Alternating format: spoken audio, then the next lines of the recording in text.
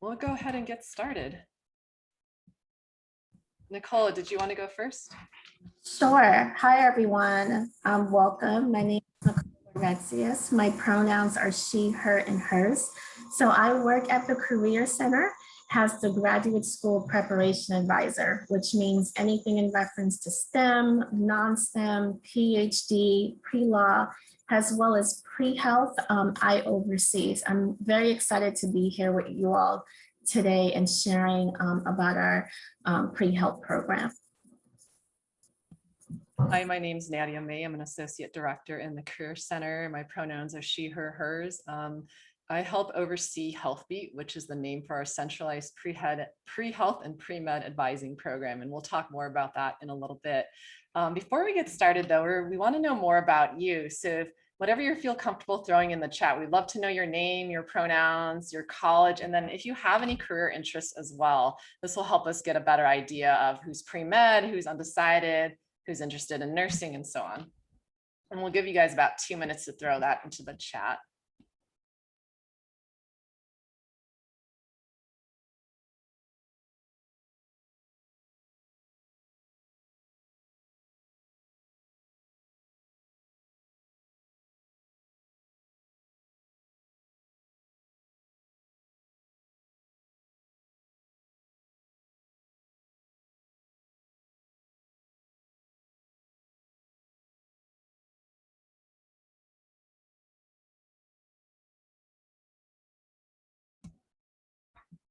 I see nursing, psychiatry, pre-med, great. Midwifery, that's a good one too. All right, awesome.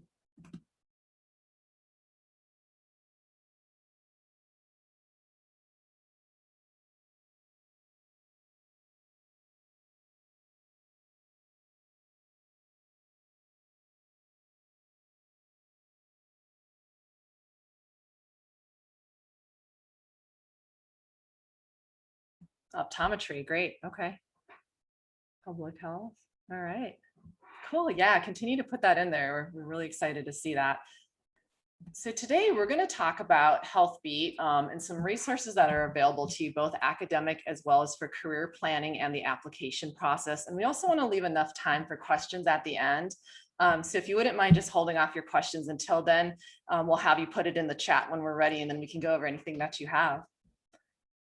All right, so I'm going to kick it off and pass it to Nicola. Hi again. Well, we're excited to present our program, HealthBeat. Think of HealthBeat as a centralized place to get your pre-health advising and information. So what we do is we have partnerships with a lot of the premier health groups, as well as departments, student organizations on campus. HMP3 is the biggest pre-med student organization, and under there are multiple other student groups. So that's a really great place for you all to see if you want to get involved. UCSD School of Medicine, SCAG School of Pharmacy, and departments, seeing all of your majors. We work with a lot of the departments and help with their pre-med advising as well, pre-health advising, and a lot of pre-health student orgs that aren't always in HMP3, but there's a lot of things that we do so that we're all coordinated to make sure we're giving you the best opportunities to move on to your pre-health or pre-med opportunity. Next slide, please. So when you go onto our HealthBeat site, it's a great site, very well organized. Nadia has done a really great job with the site. It's healthbeat.ucsd.edu.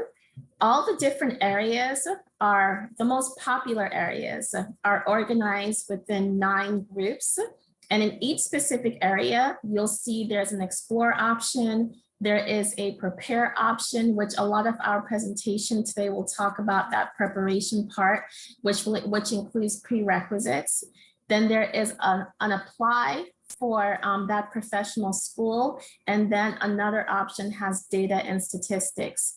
So something where if you have some time, it's a great site just to explore, and you'll see a lot of the information we shared today is well organized on that.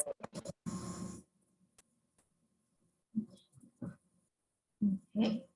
So how we can help, as I mentioned in the earlier slide, very similar to our website, we focus on 3 areas: explore, prepare, and apply. So for explore, we do have timelines that we've put together. I know for some students, sometimes it's nice to see everything organized with prerequisites included. So we make sure that we have those resources to give to students. Prepare. We do talk to students about difficult clinical experience, service, leadership, research opportunities, and of course, the most important part, the application process. We do help you in preparing for the MCATs, your personal statement, interviewing, and granted, these are all different parts of your time at UCSD. So you're not going to do all of this chunk at once. Right now, it's a really good time to focus on exploring and doing a little bit of preparation. And we'll take you through with the presentation, a really great way to start. But our goal is to help you become competitive so that you are getting accepted into the pre-health professional school of your choice. Next slide, please. So we have a pre-health community on campus, and we want you to be a part of it. This way, when we have events, we can let you know when events are occurring. So if you end up joining up with our pre-health, pre-med community, it's a great way for you to keep track of what we're doing and for us to also send you information that's coming up.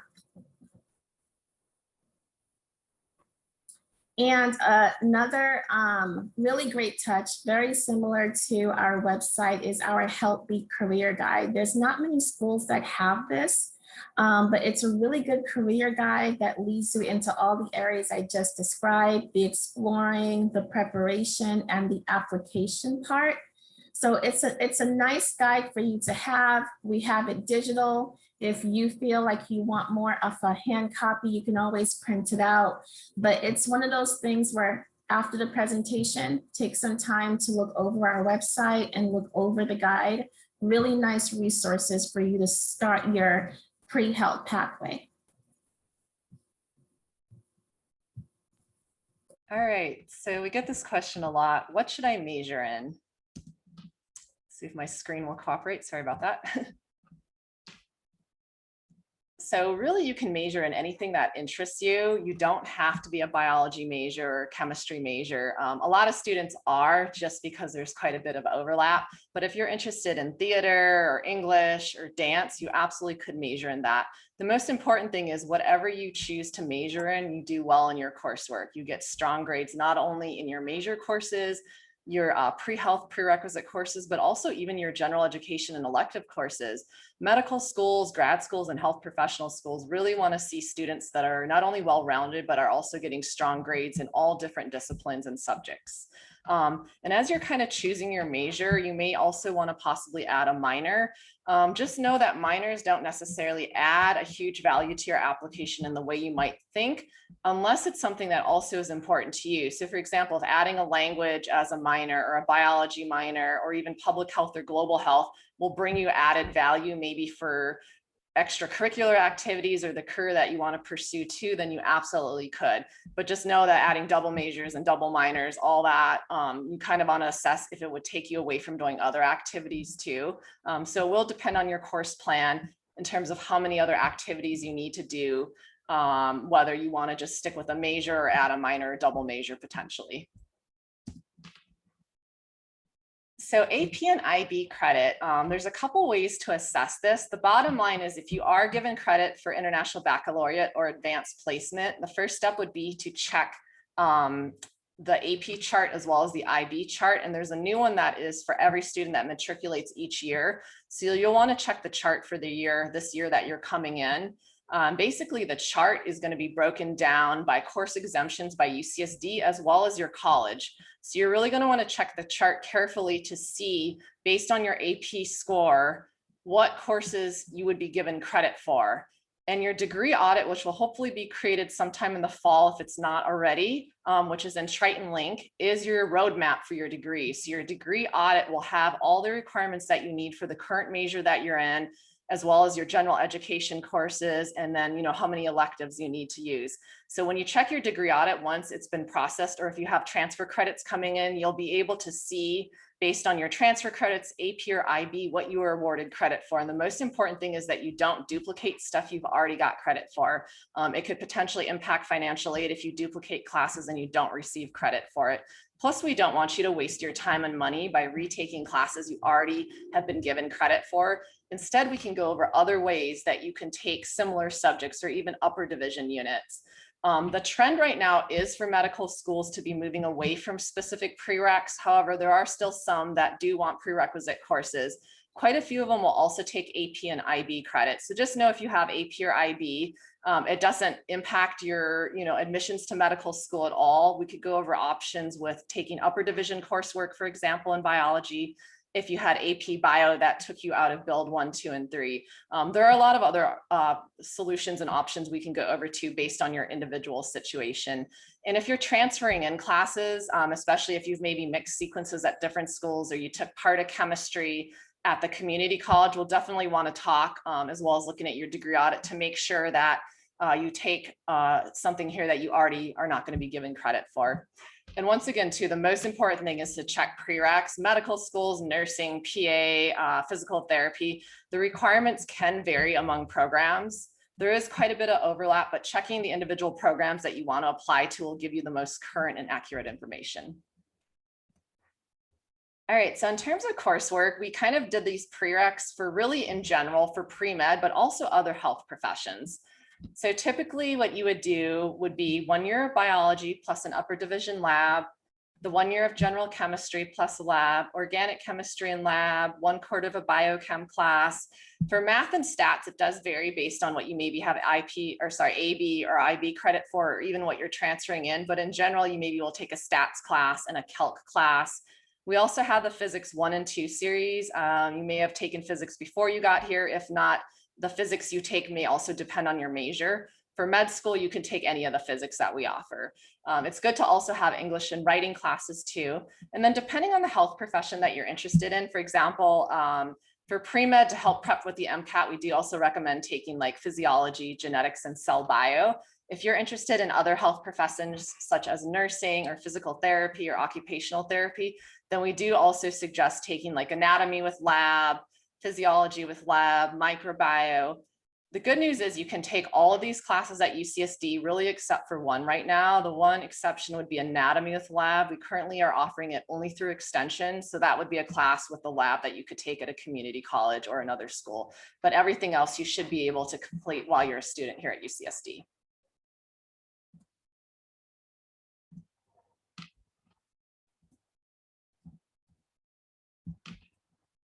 So in terms of what you should take your first quarter, it's really going to depend, but we recommend that you ease into it. The quarter system is intense. I mean, it goes by so quickly that you're going to find that you have your first midterm within maybe even 2 weeks of the quarter or 3 weeks. So your first quarter, we really say to be cautious and take a lighter load if you can, minimum of 12 units, but probably no more than 16. You really want to get used to the fast pace of the quarter. And if you're doing really well, you can add an extra class for winter, but it's much harder to recover your GPA if you, are just coming in and taking too much. Also, there's a lot of adjustments. It might be your first time away from home. You're getting used to other things going on, being on campus. So just kind of give yourself a little bit of a break. And it's not even a break, but just taking maybe 3 to 4 classes to focus on your first quarter. Medical schools and other health professional schools do want to see higher units some quarters, but that doesn't mean you need to be taking 18 to 20 units each quarter. You also want to keep in mind too, as you get really good opportunities or experiences offered, what if you get a job in a research position the same quarter? Then you may say, okay, I'm going to take a little bit of a lighter load. I might only take 12 units because I'm going to focus on my activities too. Also assessing the rigor of the courses that you're going to take. You may not want to take a chemistry and a biochem together. So you'll kind of really want to have a balanced load with your major classes and your general education classes.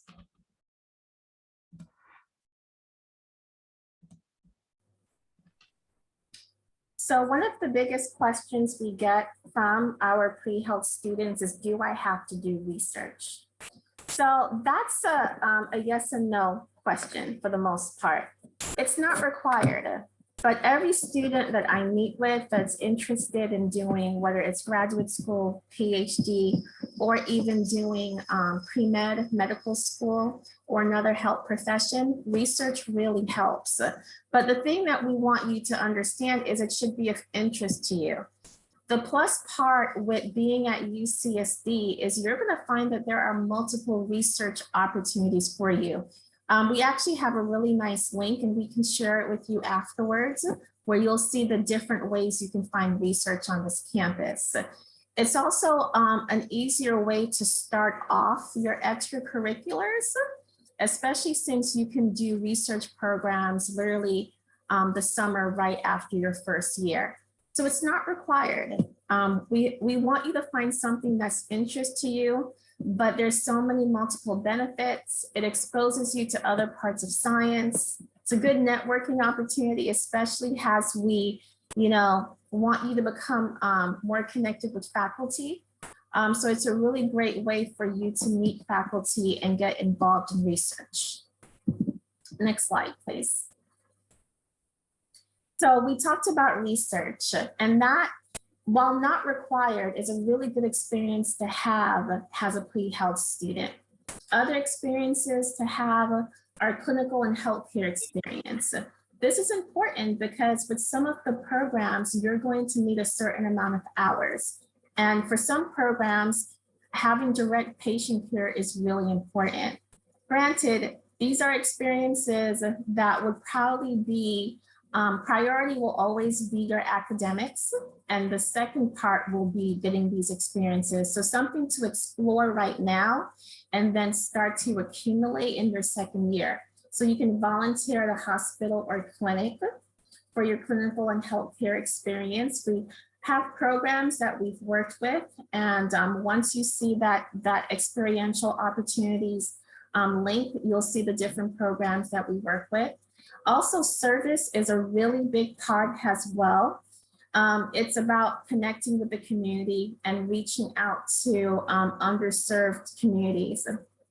And then there's leadership. I highlighted HPM3, which is one of our premier student orgs on campus. And that's a great way to connect with others in your major, to connect with others that have the similar pre-health interests that you have. But also leadership is something that is looked at when you are applying to health professions and medical school. So something where this should be more of the second priority. I do want to emphasize that academics is first, but then think about exploring other options. And you'll see that the book that we're going to send out is our Pre-Med Pre-Health Experiential Opportunities Guidebook. So take time just to look that over, just to see the multiple ways that you can gain experience as a UCSD student. Next slide, please. So I talked about, research being a great way for you to connect with faculty, really starting to build relationships on this campus. Faculty will be a very important part of your medical school applications, your pre-health applications. So you're always going to need a referral or a recommendation, even when you're looking for clinical opportunities. We do have a very popular program on campus, Coffee or Dine with a Professor. It's something where you would connect with the student affairs area that's specific to your college, and they would tell you how the program works. But it's a nice way to reach out to a faculty and invite them for coffee and just talk to them about your experience so far at UCSD, or talk to them about a class that you're interested in. And I know sometimes when it comes to connecting with faculty, there is always just a nervousness to inviting a faculty for coffee or dining, but there's actually faculty that are connected to your specific colleges, and they are great with students. So if you don't have someone to reach out to, just ask your student affairs office in your college, and they can recommend some faculty for you to connect with for this program. Office hours are another great way of connecting to faculty. For office hours, you can go there for multiple reasons. Maybe you need help with the class, which that is why professors have their office hours available, especially if you need additional assistance with the class. And sometimes it's more just, it can be used to say hi and to get to know the faculty. Once again, I know this is not something that's an easy thing to do, but office hours are always available. Research is another opportunity that I mentioned before. Becoming a TA or a IA. So if you've already taken a class and you've done well, you can always connect with that faculty and ask if you can be their assistant. It's something that looks really strong when you're applying to medical school.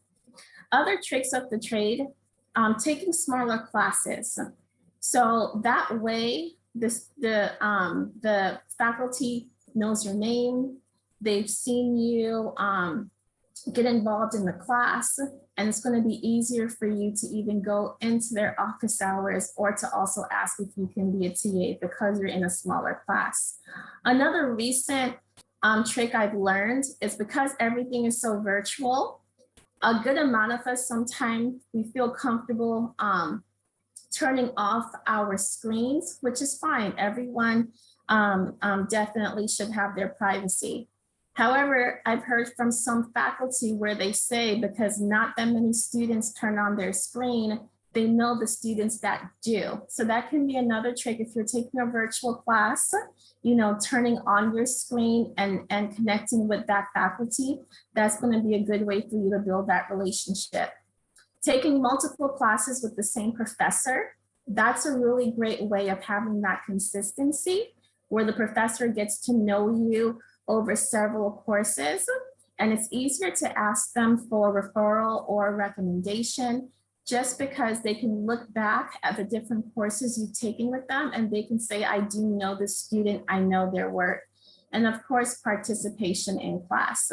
So these are just ideas for you to start building mentors, building relationships, just has a easier way right now to start the relationship so that you can be able to have them be a referral or recommendation later. All right, so this should actually say freshman or transfer timeline. As Nicole mentioned, academics is obviously the most important thing, but your first year that you're here, whether you're a first year freshman or a transfer, is to look into student orgs. We actually have a couple hundred orgs on campus. Over 40 of them are pre-health or pre-med. So whether you know you want to go to med school or you're still exploring, you could join a pre-health org, you could join the nursing org. We have one for dentistry, physician assistant. We have something called exercises medicine there for students who are interested in sports medicine, occupational therapy, physical therapy. So look into orgs. It's a great way to meet like-minded students and, like I said, explore other health professions, even get connected with mentors who are in the field or alumni who might be in med school or a practicing physician. Our other recommendation is to follow us on Instagram and Facebook, and I can drop the chat in a little bit in the chat. The reason why on Facebook and Instagram, we do put quite a few opportunities for volunteering, clinical internships. A lot of our orgs will post on our page too when they're having their general body meetings. Sometimes they'll bring in a dean from admissions from a school to talk about things. So that's a great way to find out about different programs in schools, you know, opportunities for clinical and volunteering, or if an org is looking for board members for leadership opportunities. We'll even post when the application opens for tutoring or for, you know, instructional assistants. So it's just kind of a good way to learn not only about medicine, but other health professions as well too. And believe it or not, in the fall and even winter and early spring is when applications for summer programs are going to be coming out. I feel like we're still in summer already. So kind of look out for that. And it's, you know, you always are going to be planning ahead. So you might see opportunities for internships that are next summer and, you know, later in the fall, something you may want to apply to. And I know we keep saying this, but really, really focus on your academics. Your student fees pay for amazing tutoring and academic support resources through Teaching and Learning Commons, OASIS, even departmental tutoring. Anyone who's pre-health or pre-med should absolutely be utilizing the tutoring resources. It helps you if you're a B student to become an A student. or to even maintain your GPA. These classes are very, very tough and they move really quickly. So you want to have all the support that you can. If you're acing your class and tutoring isn't helping you, you absolutely could drop out, but you really want to take a proactive approach in the beginning, get some good support with it so you can do well in your classes. All right, our final tips is just kind of what we just said is academics. I would say utilize resources. It's almost overwhelming how many resources we have, and we know that. We're talking about our website. There's Real Portal and Handshake for looking for research opportunities and jobs. Feel free to utilize our resources. Anything that we have, we can at least point you in the right direction to. If you say I'm looking for research or a job, we can let you know all the resources that are available. Timeline is another very important factor. And when we refer to timeline, we mean your timeline to taking your courses. When are you going to do your prereqs and in what order? Because when you take your classes impacts when you would study for an exam. For example, you want to have certain prereqs done before you even start studying for the MCAT or OAT or GRE, whatever exam you would want to do. And your timeline for your activities is just as important, not only figuring out when you're going to do certain activities, how many hours you're going to need to put in. So timeline, always a very crucial thing for pre-med and pre-health students. And you may have different versions of it too. And then Nicola mentioned mentors and relationships. Sorry, I have sirens behind me constantly.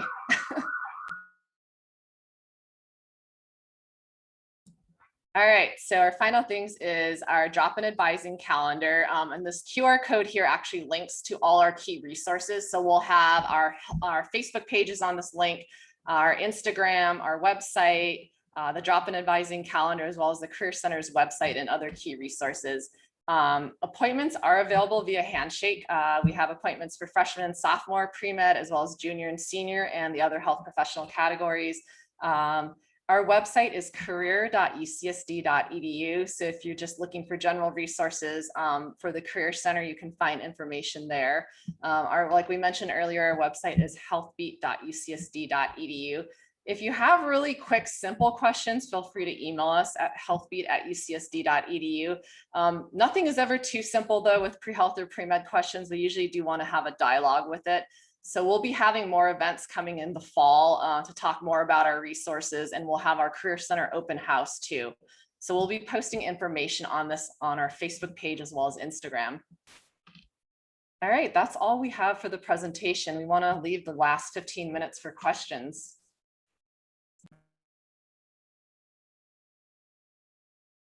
You can also unmute yourself too if you want to, or you could put the question in the chat. Either is fine.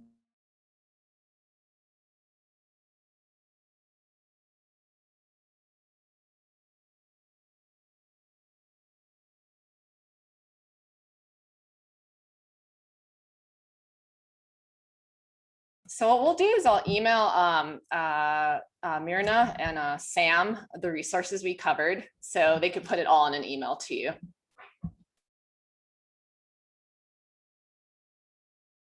Because for some reason I can't exit out of this screen to put links in the chat too.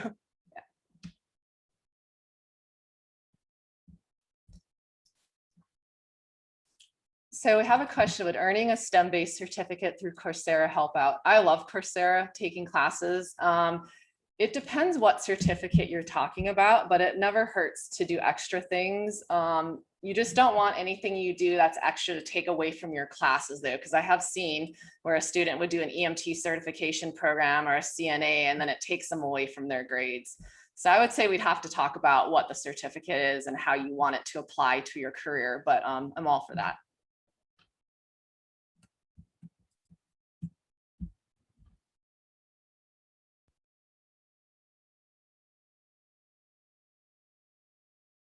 Pre-vet, yeah, we actually have a page for